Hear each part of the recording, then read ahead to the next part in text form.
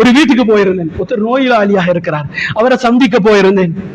அந்த மனிதர் இடத்துல போய் சந்திச்சு பேசுற நேரம் ஹசரத் கண் கலங்குறார். ஹசரத் கண் கலங்கி விட்டு சொல்றாரு, ஹசரத் என் மகனுக்கு நான் எல்லாம் கொடுத்துட்டேன் ஹசரத், மாஷா அல்லாஹ் படிப்பை கொடுத்திருக்கிறேன். எந்த அளவுக்குண்டா இன்றைக்கு அவன் ஒவ்வொரு மாதத்துல ஒவ்வொரு நாட்டில இருந்து எனக்கு கோல் எடுப்பான். ஒவ்வொரு நாட்டில இருக்கிறான், அந்த அளவுக்கு படிப்பை கொடுத்திருக்கிறேன். ஆனா அவர் சொன்ன விடயம், ஹசரத் ஒரே ஒரு விடயம், நான் மார்க்கத்தை மட்டும் கொடுக்கல, நான் இன்னைக்கு நோயாளியா இருக்கிறேன், வீட்டுல நான் நோயாளியா இருக்கிறேன். என் மகன் 4 மாசத்துக்கு பின்னால கோல் எடுத்தான். 4 மாசத்துக்கு பின்னால கோல் எடுத்து, பாப்பா எனக்கு இப்படி ஒரு தேவை இருக்குது, இது எனக்கு செஞ்சு அனுப்புறீங்களா சொல்லிட்டு போனை வைக்கிறான். பாப்பா நீங்க சுகமாயிக்கிறீங்களான்னு ஒரு வார்த்தை கேட்கல ஹசரத். எனக்கு இப்பதான் நினைக்குது ஹசரத், நான் இவனுக்கு கொடுத்த அறிவை விட இவனுக்கு நான் முக்கியமா மார்க்கத்தை தானே கொடுத்திருக்கணும். நான் இந்த மார்க்கத்தை கொடுக்காததுதான் இன்றைக்கு அடிப்படை காரணமா இருக்குது. அந்த மனுஷன் கண்ணியமானவர்கள் அன்றைக்கு பள்ளிக்கு வந்திருந்தாரு, மிக கவலையா இருந்துச்சு. அன்றைக்கு நான் தாலீம் வாசிச்சு கொண்டிருக்கிறேன். ஹசரத் அந்த தந்தையினுடைய அந்த நிலவரங்கள், தந்தையை பார்ப்பதுல என்னென்ன நன்மைகள் கிடைக்கும் என்ற விடயத்தை வாசிச்சு கொண்டிருக்கிற நேரம், ஹசரத் திருப்பி ஒரு 2 முறை வாசிங்க ஹசரத், நான் அதை கொஞ்சம் ரெக்கார்ட் பண்ணி என் மகனுக்கு நான் அனுப்புறேன் ஹசரத். கவலைப்படுறார். கண்ணியமானவர்களே, நான் இதுதான் சொல்றேன், எங்கட பிள்ளைக்கு மார்க்கம் கொடுக்கப்படலண்டா சத்தியமாக நீங்க நினைச்சு கொள்ளுங்க, அவன் ஒழுக்கத்தை எதிர்பார்க்கலாம். கண்ணியமானவர்களே, இந்த உலகத்துல விட்டு செல்லும் செல்வத்துல ஆகப்பெரிய செல்வம் எது தெரியுமா? துவா செய்யக்கூடிய குழந்தையை இந்த ஊர்ல விட்டுட்டு போங்க, நீங்க பிறந்த இடத்துல விட்டுட்டு போங்க. கண்ணியமானவர்களே, இன்னைக்கு ஜனாசா வீட்டுகளுக்கு போறோம். ஜனாசா வீட்டுக்கு போனா ஜனாசா வீட்டுல 2 மையத்து, வாப்பா மௌத்தாயினா மகனும் சேர்ந்து மௌத்தாயிதான் இருக்கிறான். மகனை பார்த்தா ஒரு மூலையில போய் உட்கார்ந்துட்டு இருப்பான். தண்ணி எடுத்துட்டு வந்து குளிப்பாட்டுறதுக்கு தண்ணி எடுத்துட்டு வரதுக்கு தெரியா, கஃனை கிழிக்கிற இடத்துல எப்படி கிழிக்கிறது தெரியா. கண்ணியமானவர்களே, ஜனாசாக்கு வந்து இறங்குறங்க தெரியுமா? கடல் தாண்டி ஜனாசாக்கு வந்து இறங்குறான். பல மைல் தூரம் தாண்டி வந்து இறங்குற மகன். கண்ணியமானவர்களே, ஹசரத் தொழுவிக்கிறதுக்கு மகனை தேடினா அந்த மூலையில உட்கார்ந்திருப்பான். தொழுவிக்கிறதுக்கு தேடினா அந்த மூலையில எங்கேயாச்சும் உட்கார்ந்து இருப்பான். அப்படியான ஒரு பயணம் தேவை. கண்ணியமானவர்களே, அப்படியான ஒரு வாப்பாவை பார்க்கறதுக்கு வரணுமா? கண்ணியமானவர்களே, நான் எங்க போனாலும் சொல்ற ஒரு விடயம், எங்கட பிள்ளைக்கு தீன கொடுங்க. எந்த அளவுக்கு தீண்டா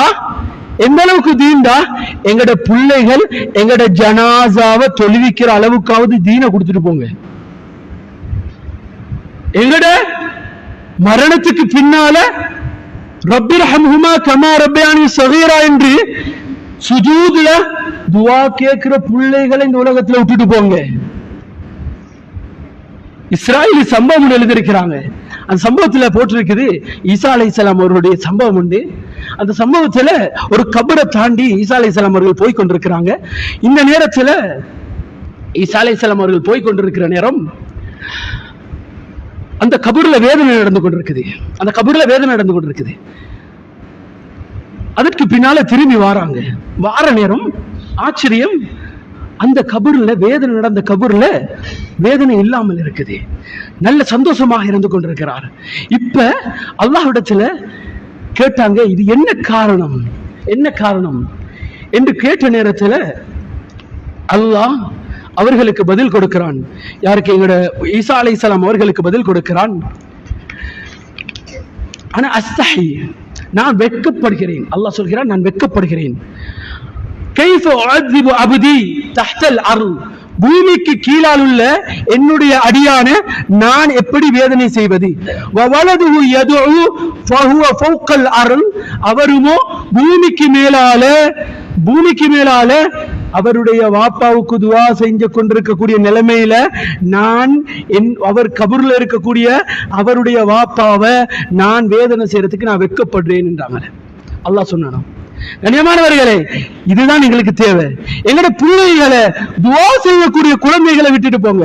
நபி ஸல்லல்லாஹு அலைஹி வஸல்லம் சொன்னார்கள், இந்த உலகத்துல நீங்க மரணித்து விட்டா எல்லாம் துண்டிக்கப்பட்டு விடும், அமல்கள் துண்டிக்கப்பட்டு விடும். சொன்னார்கள் இல்லா மின் ஸலாத், 3 விடயத்தை தவிர. சொல்லிவிட்டு சொன்னார்கள் சதகத்தின் ஜாரியா, நிரந்தர சதகா, பள்ளியை கட்டி கொடுத்துட்டு போறது, கிணத்தை வெட்டி கொடுத்துட்டு போறது, இது இருக்கும் காலம் எல்லாம் அதனுடைய நன்மை கபருக்கு வந்து கொண்டிருக்கும். அடுத்து சொன்னாங்க இல்மின் யுன்தஃபா பிஹ், பிரயோஜனம் அளிக்கக்கூடிய ஒரு இல்ம, ஒரு கிதாபன் அல்லது நீங்க படிச்சு கொடுத்துட்டு போன இல்ம், இப்படியான இல்ம் இருக்கும் காலம் எல்லாம் உங்களுடைய கபருக்கு நன்மை வந்து கொண்டிருக்கும். அடுத்து சொன்னாங்க வலதின் சாலிஹின் யதுலா, துஆ செய்யக்கூடிய குழந்தையை இந்த உலகத்தை விட்டுட்டு போங்க. கனிமானவர்களே, நல்லா விளங்கிக் கொள்ளுங்க, நல்லா விளங்கிக் கொள்ளுங்க. குழந்தைய விட்டுட்டு போறன்றது இருக்குது, நல்ல குழந்தைய இந்த உலகத்துல விட்டுட்டு போனா இது சங்கிலி கோர்வை போன்று உங்களுக்கு நன்மை வந்து கொண்டே இருக்கும். ஏன்னா உங்களோட குழந்தைய நீங்க நல்ல முறையில வளர்த்துட்டு போயிட்டீங்கன்னு வைங்களேன், அவர குழந்தைய அவர் நல்லா வளர்ப்பாரு, அவருடைய குழந்தை அவர் நல்லா வளர்ப்பார். இதே அடிப்படையில் அப்படியே சங்கிலி கோர்வையாக இது அவருடைய கபருக்கு வந்து கொண்டிருக்கும். நாங்க ஹதீஸுடைய ஒரு பக்கத்தை மட்டும் பார்க்கிறது, மறுபக்கத்தையும் பார்க்கணும். இதே நிலைமையில நீங்க இந்த உலகத்துல ஒரு ஃபாசிதான, ஒரு மோசமான, ஒரு குழப்பத்தை ஏற்படுத்தக்கூடிய புள்ளைய நீங்க விட்டுட்டு போனா அதே மாதிரி கபூர்ல இருக்கும் காலம் எல்லாம் இந்த மகானால உங்களுக்கு வேதனை, இந்த மகானால உங்களுக்கு வேதனை வந்து கொண்டுதான் இருக்கும். நாங்க ஹதீஸ்ல ஒரு பக்கத்தை மட்டும் பார்க்க கூடாது, மறுபக்கத்தையும் பார்க்க வேண்டும்.